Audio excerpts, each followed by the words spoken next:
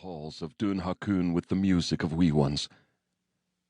With such dreams, he withstood 5 years in the hellish wasteland, only to discover the Dark King had deceived him. His sentence had never been 5 years at all, but 5 fairy years, 500 years in the land of shadow and ice. On that day, when his heart turned to ice within his breast, on that day when a single tear froze upon his cheek, on that day when he was denied even the simple solace of dreaming, he came to find his prison a place of beauty.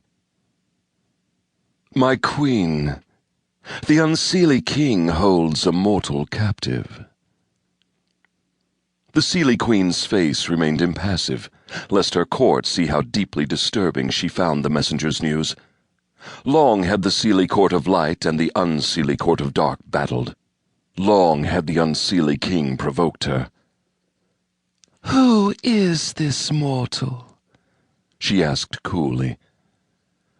"Aedan MacKinnon, son and heir of the Norse princess Saucy Mary and Findanus MacKinnon, from Dun Haakon on the Isle of Skye. Descendant of the Scottish king, Kenneth MacAlpin." The queen mused aloud. "The Unseelie king grows greedy, his aim lofty, if he seeks to turn the seed of the MacAlpin to his dark ways. What bargain did he strike with this mortal? He sent his current hand of vengeance into the world to bring death to the mortal's clansmen, yet bartered that if the mortal willingly consented to spend 5 years in his kingdom, he would spare his kin. And the MacKinnon agreed.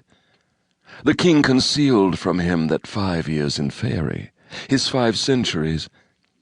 Still, as grand seed of the MacAlpin, I suspect the MacKinnon would have accepted the full term to protect his clan. What concession does the king make?" the queen asked shrewdly. Any bargain between fairy and mortal must hold the possibility for the human to regain his freedom. Still, no mortal had ever bested a fairy in such a bargain. "At the end of his sentence, he will be granted 1 full cycle of the moon in the mortal world, at his home at Dun Haakon. If by the end of that time he is loved and loves in return, he will be free.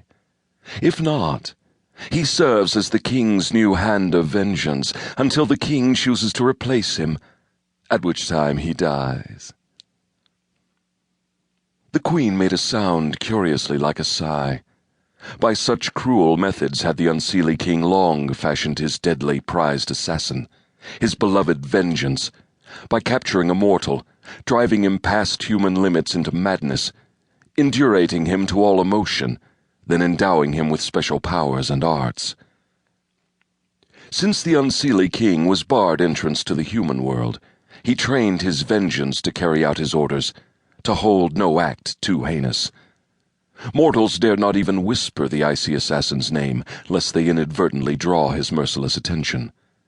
If a man angered the Unseelie king, vengeance punished the mortal's clan, sparing no innocence. If grumblings about the fairy were heard, vengeance silenced them in cruelly imaginative ways. If the royal house was not amenable to the fairy world, vengeance toppled kings as carelessly as one might sweep a chessboard. Until now it had been the Unseelie king's wont to abduct an insignificant mortal, one without clan who would not be missed, to train as his vengeance. He went too far this time, the Seelie queen brooded, abducting a blood grandson of one of fair Scotia's greatest kings, a man of great honor, noble and true of heart. She would win this mortal back. The queen was silent for a time. Then, what 500 years in that place will do to him," she breathed in a chill voice. The Unseelie king had named the terms of his bargain well.